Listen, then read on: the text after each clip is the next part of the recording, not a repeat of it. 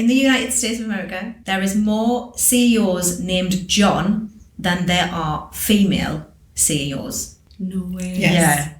I don't feel like I get to really choose how I ever spend my time anymore. It's based on what the business needs are. I think you've got to have highs and lows though, because I don't know whether you would appreciate the highs if you didn't have the lows. Totally, and I think it definitely makes you sort of view things a different way if you're going through a bit of a lower point. Yeah. And then I definitely just think it makes you stronger. Yeah.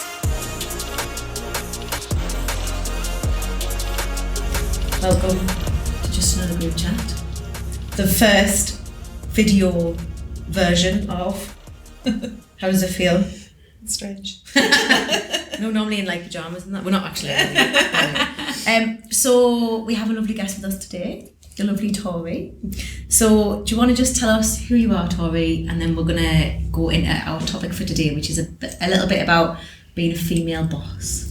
So I'm Tori. I have the Black Door Hairdressing in Sunderland. We have been open for 10 years this year. Amazing. Oh my God, that's amazing. No. So you've moved premises as well, haven't you? Yes, moved premises in the first lockdown. Yeah. So marvellous timing. I know, best and worst.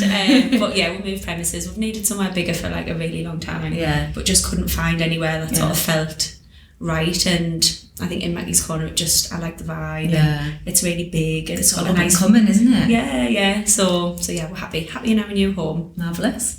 And so you've been doing this for 10 years. How many staff have you got now? So at the moment, in total, there is 19 of us. Wow.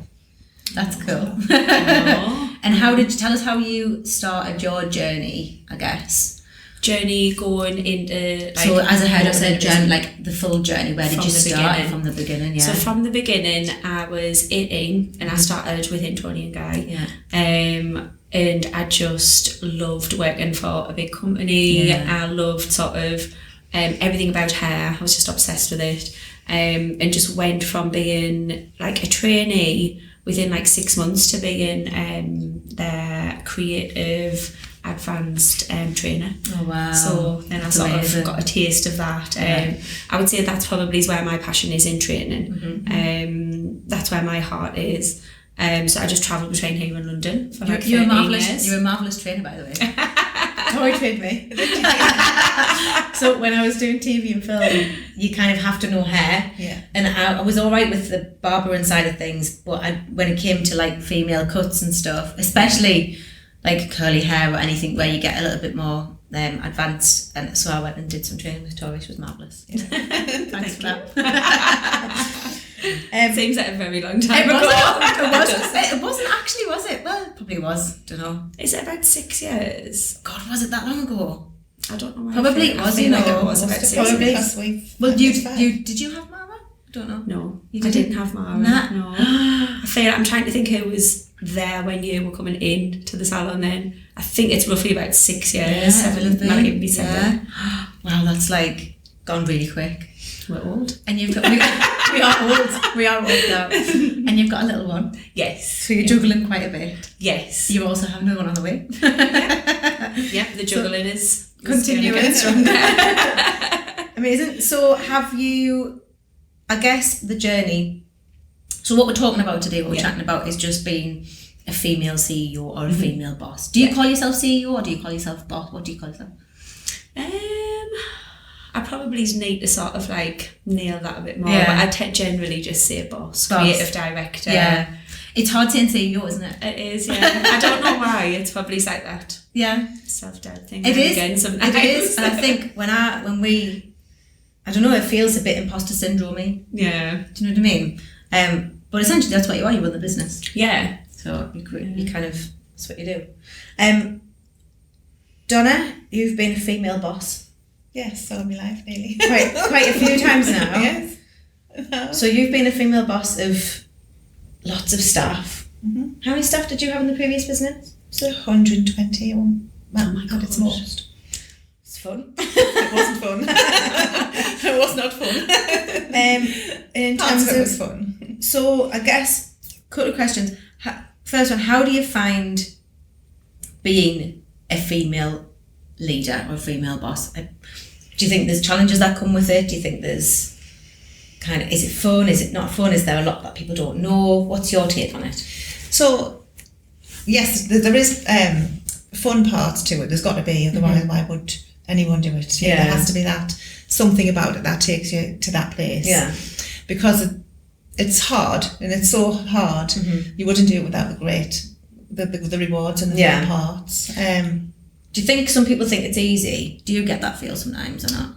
Yeah, it depends really on the age group, I think, that you talk to. Yeah. I think the younger people tend to think that, because you are the boss and you're the business owner, that you sort of Swan create around. your own rules and you're obviously like swimming in money and, and that there's no sort of limitations. That's what I find from younger people. Older people generally are a bit more like, wow, like Understand. what you've achieved is amazing, I don't know how you do it. But then what I find is when people do come on board and they work with me and the team, generally, they literally like shout from the rooftops about how hard I work. And whatever I achieve, they're always very like the first ones to be like, oh, no one deserves it as much as you. Yeah. I've never known anyone work as hard. Yeah. And that's nice Yeah. for me to say that. Yeah. I think one of the reasons why I'd said, we need to get Tori in was because you can see that you're a real clear leader. Yeah. So there's managers and there's bosses, but you're a total leader. Yeah. And I think that's the big difference, isn't it? And I think leaders muck in, don't they? They get involved and they muck in. So I've got some stats for you. Right, fire away. You know this one. There's more. Hang on, I'll get it right. There's more in the United States of America. There is more CEOs named John than there are female CEOs. No way. Yes. Yeah. How mad is that? Oh my God. So, welcome to a very small minority of people. Yeah. Apparently, in the United Kingdom, the top 100 listed companies, so on the stock market, there's only 8 CEOs. 8%. Ladies. Women. Female. Yeah. Yeah. Did I miss that part? Yes. That's important. There's only 8, so 8% of them are. I've got some more. I was on a roll when I started this yesterday. I was like, no, that is really sort of. It's mad, isn't it? Yeah. Just shows you there's still an inequality there. But that's an improvement. It is an That's improvement. a massive improvement to what it was when I was your age. Huge Right. improvement. Yeah. So it's good to say that it's progressing, but it's still got a lot of work to go, hasn't it? Yeah. It's woefully inadequate. I'm gonna get sued for the next one. Google. Oh no. Imagine Google's coming for us. Only because they're such a big company, I think you would expect more diversity-wise. Yeah. Their diversity is not ideal. So in 2016, they actually have a diversity report that they now print every year, and I think they're putting a lot of money into it, and they're really trying. Don't sue me. But I think it's interesting. They basically say, specifically tech roles, there was only 1% black, 2% Hispanic, and 17% women. Wow. So apparently they invested 150 million into workforce incentives and trying to kind of change that round. But I googled the new report, and it's still, I think, every single area or every single area doesn't go above 25 or 30% in terms of women versus men, female, gender wise. We are in the older age group. In my generation, it's fewer because simply when we were younger, women didn't get the opportunities that men got. So the older you get, you see the men, they've got the decision making. They're in charge because they were the ones that got the opportunities then. Yeah, that's changing now. So I think as we move on into the future, the young women of today will get those opportunities. We'll get more opportunities and they'll move. So they will. I also read a little bit. I did a lot of reading apparently about this. I read a little bit about just in terms of how females behave and as a boss, or how they're seen, how they're viewed. And results actually from some of the studies that I read showed that women and men react more negatively from criticism if it comes from a woman.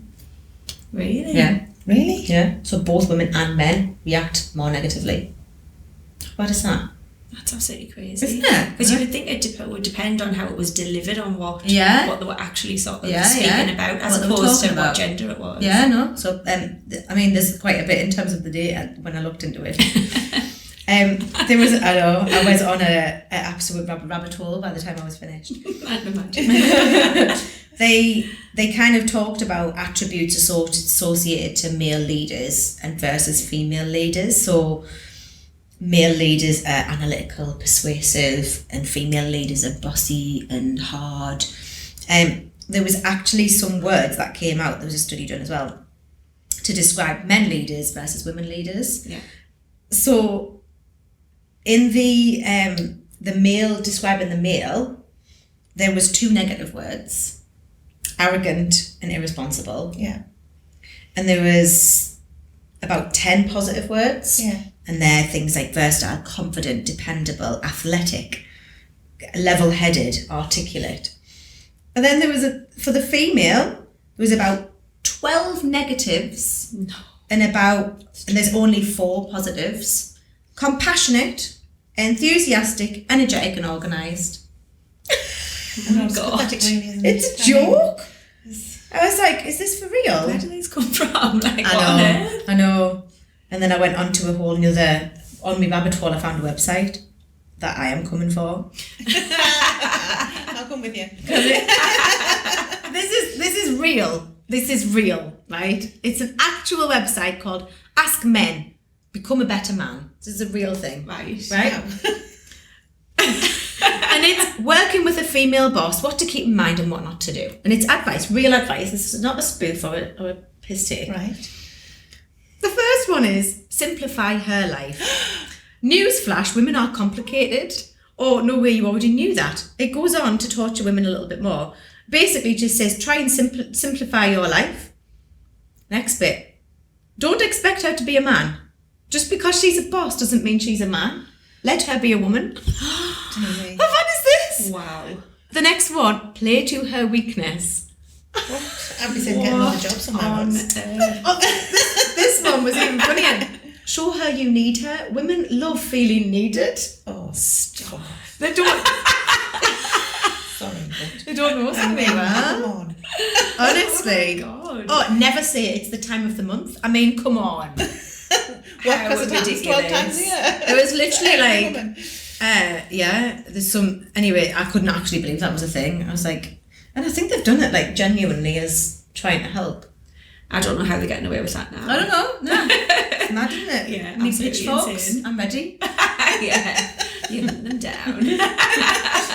One at a time. But it does show like there is like a kind of thing, women, if women aren't described as powerful, or they're described as bossy or hard-faced or tough. Do you know what I mean? They're all quite negative. Yeah, they are. They're not like a man's powerful and he's. Do you know what I mean? What about just intelligent, hard-working, honest, Yeah. and driven? You know, what's wrong with that? Yeah.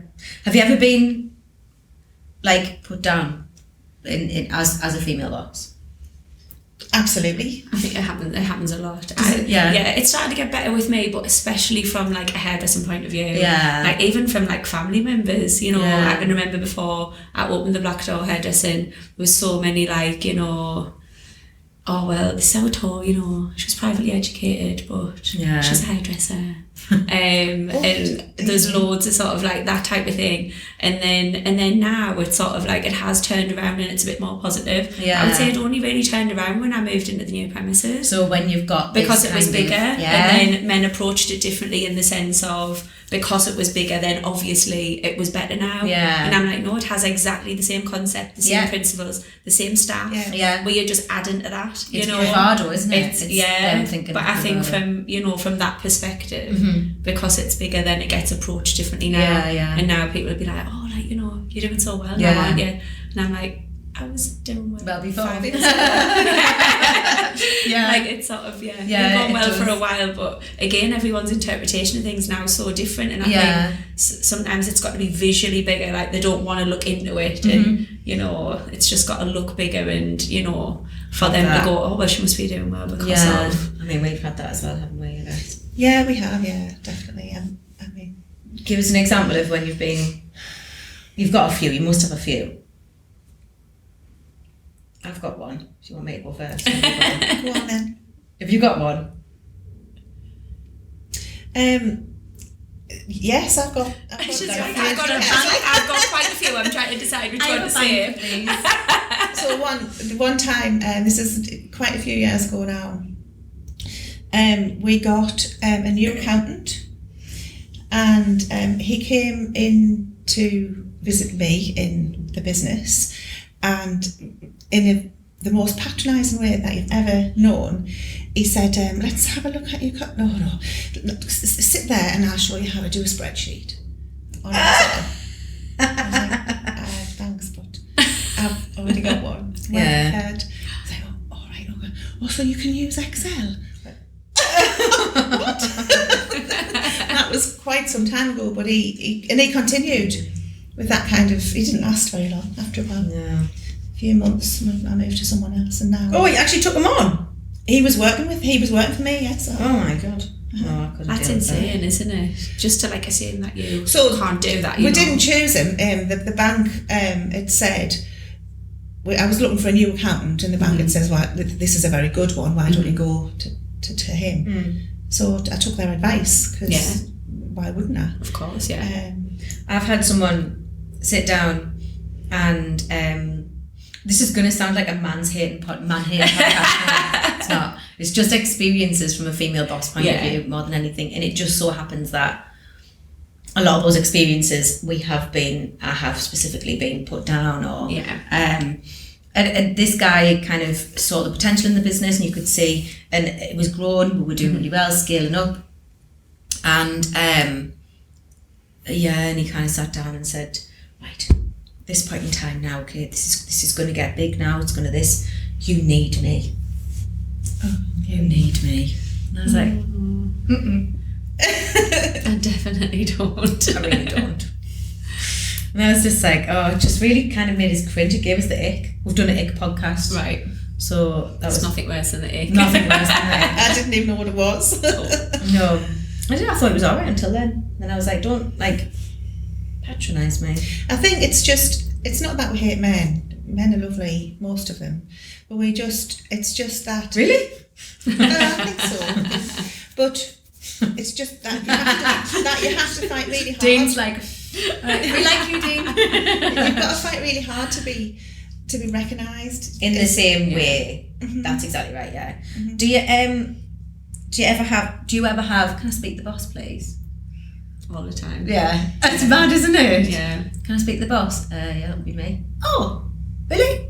I know. I had a guy from Google come in the other day, and he was like so really overconfident and just a bit sort of, a lot really. Yeah. So I was quite pleased when he sort of like focused towards Heather, like our new receptionist, who was older and very glamorous and stuff. And she was standing on reception, and he sort of just like worked his way over to her. So I thought, I'm going to let you deal with him. Yeah. I know that he wants me, but I'm going to just let you deal with him, really. Mm-hmm. So I went back over and I was training like a staff member, and then I just heard him go, oh, so are you the boss then? And she was like, no, like that lady is who just let you in the door. And he was like, oh, right. So then he sort of like squirmed his way back down. But I think it is, you've got to be really careful. I think, the way that you behave, because instantly that was sort of like a bit off on the wrong foot, really. It's it's coming the first in. misconception of people. It's like really matters. Google's doing well in our podcast today, aren't they? Don't come to me. Imagine. We use Google all the time. It's a really good service. Do you find, this is not just kind of a male side of things, but do you find there is a bit of a misconception? Somebody said to me once, I was really kind of having it was actually one of my friends as well. Mm-hmm. was having a bit of a downtime, and I was kind of really stressed, I was really anxious, I just can't do this anymore, I'm really, really struggling, and juggling everything's just a bit much. And her response was, yeah, but you chose this. And I was a bit like, well, no, you don't look at a job description when you own a business and see all of the things that you can expect to come. Yeah. You don't quite, it doesn't quite work like that, does it? No.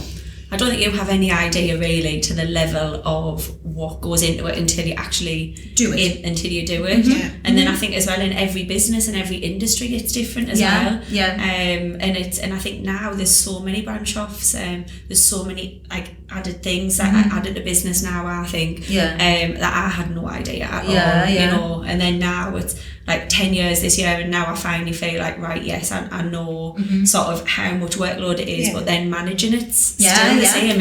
It's the hardest thing, I think, managing your workload. It constantly feels like there's not enough time in the day. Yeah, you never switch off. Doesn't matter what time of day or night it is, you never switch. You never stop thinking about the positive, like your business. Because I think there's a lot of people that I've spoke to that kind of give you this, I'd love to have a business, and I would love to, and you're like, but would you really? Yeah. Would you really love to have a business? Because this is what it actually entails. This is what it actually includes. This is what you have to do to start. I remember starting this business, I was doing 90-hour weeks. I was working in TV and film. I was working in makeup. I was doing weddings. I was working as a nurse. I was doing me placement in uni. It was literally flat. I mean, I remember going from, I was in A&E doing a shift, and it was a night shift, and I came straight here and then did a full day. Yeah. So you're literally doing 24-hour shifts sometimes. Yeah. And I think some people just think that's insane.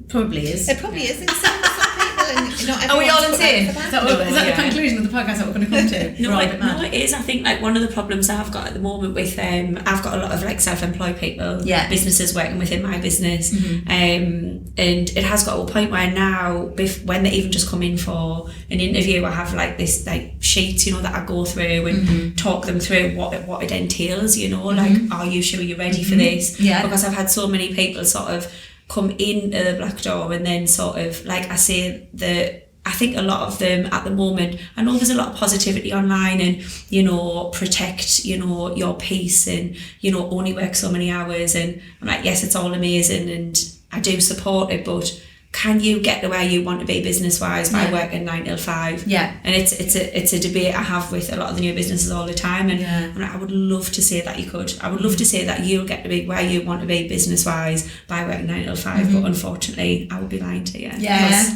It doesn't. Like, the first, I'll say a year or two, you will be working 7 days a week, 10 to 13 hour days to get where you need to be. And then you can maybe look at taking a step back. But we all know that that's not going to happen. That's the thing. That's the thing. I think there is a bit of a misconception that you potentially work really hard for maybe 2 or 3 years and then you're on a jolly. Yeah. And you like you say, you're rolling in it and you've got loads of money and you just can do what you want when you want. Like, I went on holiday last week. Yeah, no, that doesn't happen. And 2 of the days I was on holiday, I worked. Yeah. I was the only person there that I wasn't actually, there's a few other people that were working, but they're self-employed as well. It was my brother. Yeah. So, but in terms of actually having the opportunity to just switch off, it's been what, 4 years or something, or 5? No, 5 years for here, yeah. But I think, and this has been quick growth, and we've had business after business before this, so we wouldn't be at this stage or this growth if we hadn't have had that business experience. No, that's true. I think we would have probably, done things very differently. But you don't switch off though, ever. Nah. I don't think. And I think that's sort of the side that you maybe is a bit naive when you first go into it. That That's the thing. Have your weekends and switch off and you're with your family and it doesn't. Yeah, Because the bigger your business gets, the bigger the responsibility gets, and then the bigger the problems get, and the bigger the risk get, the bigger mistakes you can make. Yeah. So, I think when my friend said, "Oh, you chose this," I think that's what I was trying to explain. Yeah. No, you don't actually. You've got no idea what you're getting yourself into. No. and you can't just stop. Do you know what I mean? Yeah. And you can't stop. Just stop, because someone told me many years ago, and it's really true, that your business is always moving, and if it's not moving forward, it means it's moving backwards. So you just literally can't halt and just stand still and think, well, this is it. You've got to keep going. You've got to. If you want it to be successful, like it never ends. You've always sort of got to be that one step ahead, thinking about what you're going to do next, haven't you? And I think that's what even, you know, self-employed people who work within my business sort of them struggle with as well. And they're like, but where do you have the time? Where do you have the time? And they say that was all the time. And I'm like, well, I can just be lying in bed and I can wake up through the night to go to the toilet and I can just sort of put something in my notes, do you know what I mean? And it is that intense where you just don't ever switch off. It just becomes your life. Your actual. It does become your life. You eat, sleep and breathe it, don't you? And people think that. Love it, and that's the thing. That's what obviously keeps it going, isn't it? And it does become like a baby or a child, doesn't it? Like it becomes like, I always say this was my first baby, obviously. I have a real baby as well. But it does feel like that's what you have to do, eat, sleep, breathe, everything just becomes... And it's all passion driven though, isn't it? Like you have got to have that passion for it, and I think that's how some people will succeed and others won't, and it depends how much passion and how much dedication and sacrifice that you're going to give, isn't it, really? Because I think some people don't think you have to sacrifice, but absolutely. I think that's what it is. Sacrifice a lot. If we could get that across, obviously the sweet female bosses, I guess, if we could get across anything, just to be aware that there will be sacrifices. You will work silly hours. You will get fed up sometimes. You will think, oh, I don't want to do this and I'm going to have to, and I just want a day off or whatever it might be. But this is why you have to set up business, if you're going to set up a business, with something that you're extremely passionate about. Because otherwise, it's not going to last. No. You've got to embrace the problems as well as celebrate the good things, because there are problems. There's always going to be as part of business, and you've got to take it all on board. And my husband says constantly to me, I'm unemployable as a person. Because if I was still into a job, he said no employer would put up with this, because I'd be trying to change processes. I'd be trying to say, do this, do that. That doesn't work. This doesn't work. I think that's typical for anybody who's kind of had their own business. They see the bigger picture a bit easier, don't they? Do you think there's anything else that people don't know about being a boss that's not obvious? Because you do get some of the nice things, don't you? Exactly. I love it. You do get some of the... I'm like, maybe I should have done this podcast when I'm less tired. But you do get some nice things as well. And you do get like that real sense of achievement. And obviously, think about together how many people we actually, have created jobs for.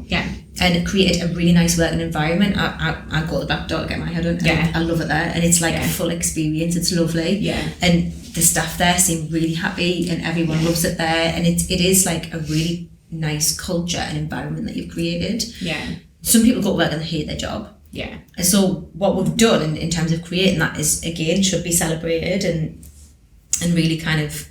it's placing a value on every single person, isn't it? Value in every person, not placing a value on them, but value in everything about a person. And no matter what kind of role they're in or what kind of job they do, is just making them feel that they are part of your team, and that there's opportunities for everyone.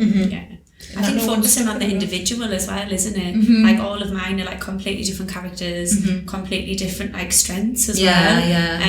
And I tend to approach them all differently, and from a training perspective and from every way of dealing with them, really. I think it's so important to focus on an individual now, and as opposed to sort of putting everybody in the same bracket. Totally. Because everybody's sort of motivated by slightly different things, and like you say, some people are harder to communicate with, so then you have to find other ways to communicate with them to make it work. But I think if you can crack that and you can get everybody working in like a friendly, safe, sort of like motivational environment, then I think you've got a really good thing going on. Culture and environment's everything, isn't it? Absolutely everything. You're a better motivator than me, though, by a mile. No, I'm just a different motivator. I'm too grumpy sometimes. You know what it takes to get a headshot from her? We had a headshot earlier. Not even joking, she sat there in an actual stormer. Like, why do I have to do this? And I'd say, you've got this lovely way of saying, encouraging people. If there's something not quite right, you've got this lovely way of encouraging them to do it in a better way, without making them feel bad. I'm just like, that was shit, like. And I don't mean it. I don't mean that. I don't mean to do it. I haven't got that skill. Yeah, your personality is I wish I different did in have. that sense. Yeah. Well, I don't, and yeah. But we compliment each other Yeah. in this business, so that works. Yeah, so that's why sometimes I say, Kimmy, will you go and sort that out? Oh, yeah. I'm going to say it all wrong. Yeah, but that's self-awareness, like you're aware, aren't you? You know that's a side of yours that you maybe needs improvement, or that just And when you there's can't horrible work jobs, with. when there's horrible jobs outside the business to be dealt with, then I can take them on Yeah. in a better way.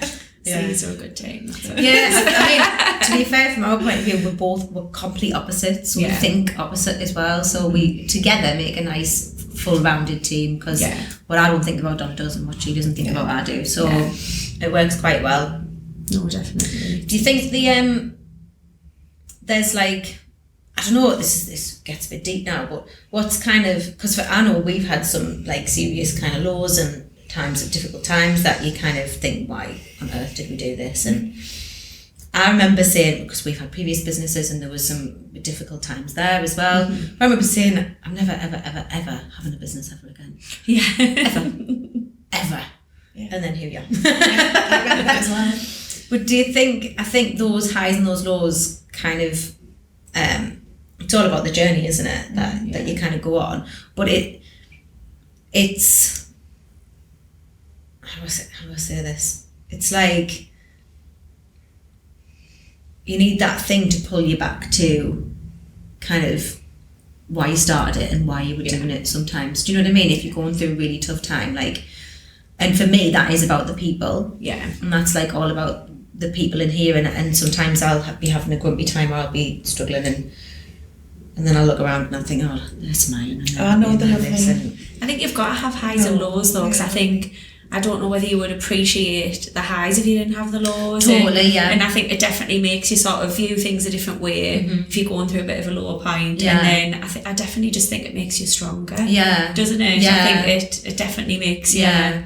I think without it, maybe it just becomes a bit successful as well. Yeah. And you have to, I think, we know when times have been tough for us, that's when you start to really drive things, and you kind of, you're like, no, we need to rock up our arse now, and we're going to have to really... It just gives you that fire again sometimes, doesn't it? If you have a bit of a low point, or things don't quite go to plan, but generally, what does always go to plan, what is like plain sailing in life, I think you have got to just roll with the highs and lows, haven't you? Yeah, totally. So you are, what's next for the Black Door? What's next for the Black Door?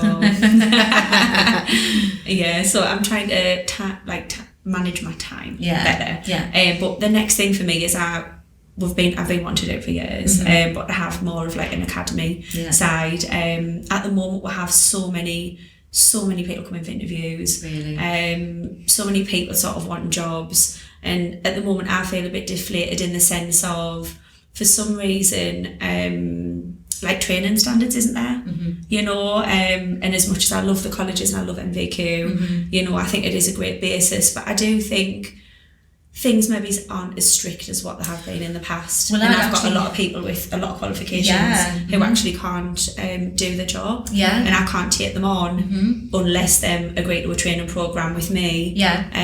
But then again, for them it's hard because it would be just a minimum wage point of view where they would have to do their training within them sort of wage brackets. I'm given my time, you know, as well. Sometimes for free, depending, you know, on the situation. And it's a lot of time. Sometimes it can take 6 months to get someone where they need to be at that standard. So that's a sort of why I thought, you know, now is the right time for the academy. That would be amazing, especially after lockdown and stuff. There's lots of people who got given qualifications who have never touched heads of hair, which is really bizarre. Really? Is that well, I know I did 1 or 2 courses before coming to see Tori, just for hair cutting, but there were TV and film courses, and they were maybe a day. And then how many weeks did I do with you? I did quite a lot, and that was me doing basic. I basically said to her, I just need to be able to basically cut somebody's hair. not be a full like kind of trained hairdresser where I'm doing hair every day. Yeah. And again, we were chatting earlier, I'm slow. I was exactly the same. Because when you're not doing it every single day, that's where you pick up your speed, isn't it? And that's where you can kind of own your skills and really get quick. I mean, with makeup, I remember being slow, and then I go from when it used to take me 2 hours to do a full face of makeup to 15 minutes. You can get to the point where you get there. It's just time, isn't it? But yeah, I think the academy will be an amazing thing. So yeah, so that's I'm really working exciting. on a book at the moment. Well. So on my maternity leave, that's when I'll be working on that. Everyone's like, "You're so looking forward to your time off." I'm like, yeah. And they're like, "What are you going to do in your time off?" I'm like, "Well, I'm sort of getting the academy in process, and I'm doing like a training manual, and we're going to have like a book." And they're like, "So you're not really having any time off then?" I'm like, "Technically no, but yes." So speaking of maternity then, that's an interesting one. So did you have much time off with your little girl Mara? No. Yeah, I had 8 weeks before I started cutting hair again. Yeah. But then I was in salon like 2 weeks after she was born. Was that a choice? No, not really. Yeah. So it was just generally like people needed my advice, and they were on the phone so much that I was just like, okay, I'm just going to come down. Yeah. But they were on the phone from, I would say, I was in hospital. I'd just had Mara and they were ringing me. Yeah. And some of it was important, some of it wasn't, Yeah, but at the same time, it's that balance of, you want staff to care. But when you're when you're such a prominent leader within the business, I think that really shows when you step away. Yeah. Like, I think it becomes quite obvious that they're like, oh, wait, who makes the decision on this one then? Or I need your advice on this, or whatever it might be. And I had 5 weeks with Addy. Yeah. And then a few people around this, including me, Mum, going, when you come back. I was like, oh, that was short-lived. I've actually got pictures of me coming, I think she must have been about 4 weeks old, doing a photo shoot. Because again, they couldn't push the shoot back. The business just has to keep moving, like Donna said earlier. So it doesn't stop. And I think I am quite a motivator, so I am one of the people that pushes forward and drives the growth and everything else. So it kind of, I think there's some good points about it and some bad points. So what's your bests and worsts then?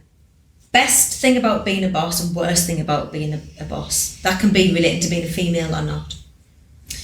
The best thing is that in a way you get to choose the people who you work with and around. In a way, you do get to choose. You get to pick them, and I love that, because we said initially, didn't we? We only want to work with nice people, no matter where the business takes us. If there's some unscrupulous people, if there's some people who do dirty deals and all that, we're never going to do anything. Dirty deals. We're never going to have anything to do with anything like that. We're just nice people, and that's the end of that. And we've stuck to that, and we've made some big decisions. You're protecting your environment, though, aren't you? Yeah. Which I fiercely do as well. Yeah. And like you say, I think it's so important, isn't it, for your own peace? And like you say, you work more than you don't work. So when you're there, you want that environment to be exactly how it should be, don't you? With the right people, definitely. Yeah. The worst thing is, I mean, I'm a bit older now, so the worst thing is, I think, in a way, it's not being able to switch off ever. Yeah. Not being able to just go home at 5 o'clock. Not that I ever would. I can't imagine myself ever doing that. You'd be going with the wall, like, what do I think about? But the thought of it's lovely, in reality. Oh, the thought of it's marvellous. I probably wouldn't do it. You wouldn't, I bet. I think, I have managed to switch off for at least a few days once. And I was in the Maldives. But then you panic though, don't you? You switch off and then you're like, oh my God, why did I switch off? Then the guilt comes in and you're like, oh no, I forgot about you. No, definitely. What do you think your best and worsts are, Tor? My best definitely are like seeing people grow. Yeah. And seeing people become sort of what them have always dreamt of. And generally, like, I don't have anyone there who I know can't Do you know, like potential. Unfortunately in my industry, you know, we do get people who really want to be hairdressers, and no matter how lovely they are and how hard they work, they're never going to get there.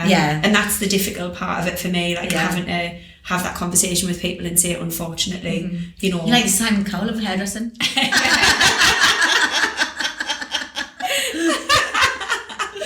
to your day job. But that's sort of the positive and negative for me. Like, I love seeing people, you know, just become what they've always wanted to become, and how sort of like buzzed them are with it. And they're always really grateful as well. I've got loads of grateful staff, and they're always just like, thank you so much. And the other side again, like I say, is probably what I found the hardest to start with was, you know, it's almost trying to explain to people that unfortunately their trial period or the probation period is up, and it's in a nice way of just saying that unfortunately you're never going to get to that level that we need you to be at, but it's trying to say it in the right way, which over the years I've managed to master. But initially I found it really hard because I want to motivate people. I don't want to demotivate people. So that's not why I went into this industry or into having my own business. So you're positive there and you're negative are two complete other ends of the spectrum. So it's the same kind of thing, but you have to do the worst part and the best part of those things. So that kind of just tells you, doesn't it? You have to have that scale of this is what you work for, but actually the other end of that, which is probably horrendous for you, that's what you also have to do. But then I think as well, it is literally like self-awareness and accountability. Like, there's so many things I would love to be good at that I'm like rubbish at. And I think it is just like, you know, for somebody to focus on something that isn't their strength is really bad for them as well. I think it's time for them to maybe find something that them can sort of flourish in, and that it's going to give them confidence, and them are going to eventually be great at what them do. Whereas chugging away with something that you're not a natural at and not being good at surely would bring them unhappiness eventually.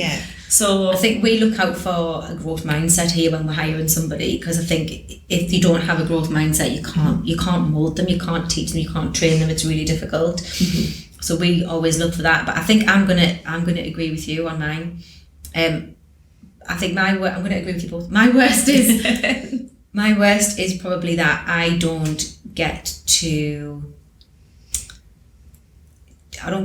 feel like I get to really choose how I ever spend my time anymore. It's based on what the business needs are. So definitely my time, how I spend my time when I go on holiday, everything else, it's almost like you continually put yourself last. All of your staff come first. Everybody else kind of comes first. That's a lot of people to consider. Which is probably why I go on holiday in February. You know, but I think so.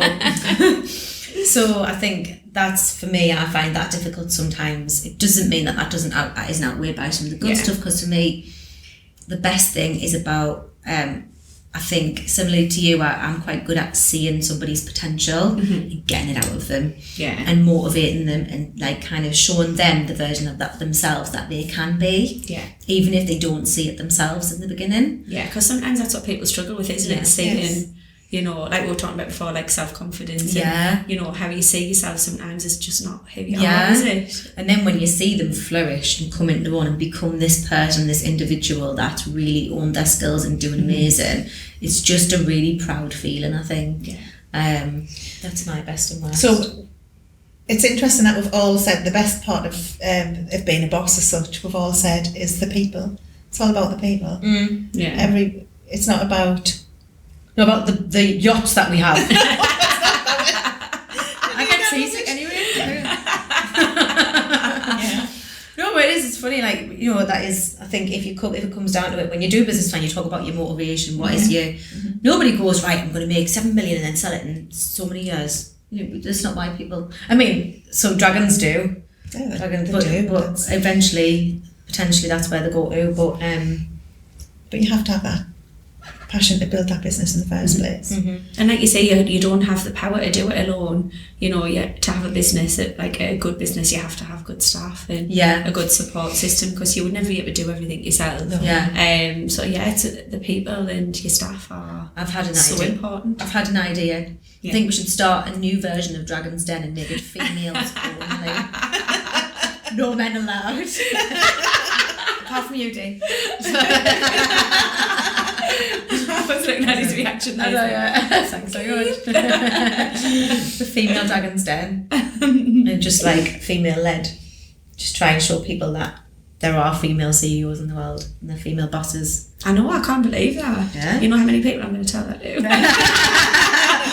More names Yeah, John than no female. idea. Well, that's mad. Well, thank you so much for joining us. No, thank you. It's been so lovely having you in. No. It's been lovely. Yeah. Let us know about the academy and stuff. Let us know about that. You can have a look at Tor's business on Instagram, the Black Door Hairdressing. Yep. And basically we are also going to be adding in next week some I don't know who thought of this, but adding in some Kimmy conundrums. That was probably Hannah.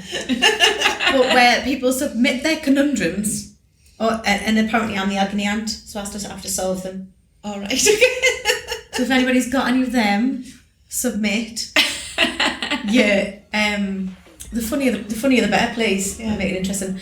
If you've liked our podcast, please give us a nice little review, subscribe, listen again, and we will see you guys next week on Just Another Group Chat.